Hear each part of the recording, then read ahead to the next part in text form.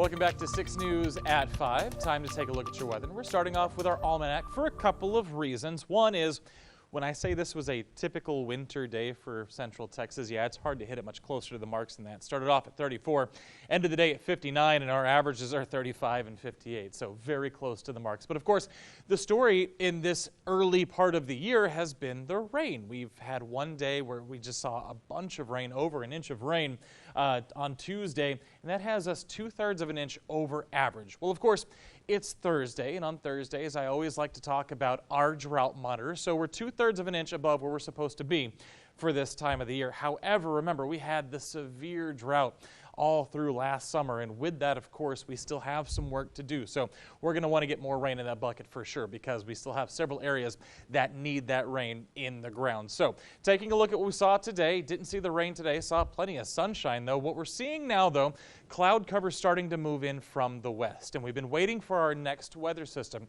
for the last couple of days, and it's almost here. As we zoom out, take a look out towards West Texas, we can see rain falling in parts of the Permian Basin, there towards the Concho Valley, up into the high plains and up into the big country as well, or into the panhandle as well. So you see snow, as a matter of fact, falling in parts of eastern New Mexico, western the Texas panhandle. So that's great news. Here's the low pressure system. Here's the cold front. It's not going to be a very strong cold front. It is not the crux of this story by any stretch of the imagination. In fact, tomorrow might even be a degree warmer than it was today. Of course, what we're looking at is that system bringing us, again, measurable rainfall later on tonight.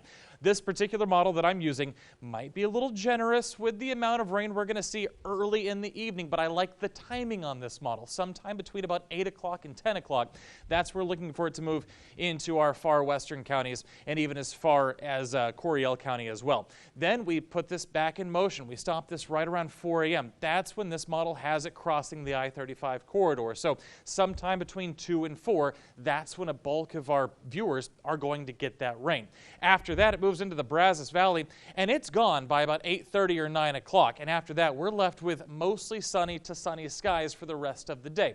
The one problem we're going to run into behind the rain is we might see just a little bit of fog develop as we start our day along and west of I-35. So how much rain are we going to see? Well, I think for most of us, about a half an inch is where I'm going with this one.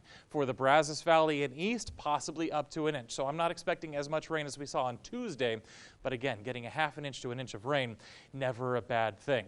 For tomorrow afternoon, after the rain moves out, temperatures back into the 60s. I told you it was going to be a weak front. It's not doing anything to our temperatures. And then after that, we will stay clean and dry for the weekend. Upper 50s, lower 60s, not a problem there. Monday brings us our next rain system. This one could bring thunderstorms, some of which could be strong Monday afternoon, before a cold front brings in the winds and the 50s for Tuesday. Back to you, Chris. All right, good winter forecast there. Thank you so much, Matt.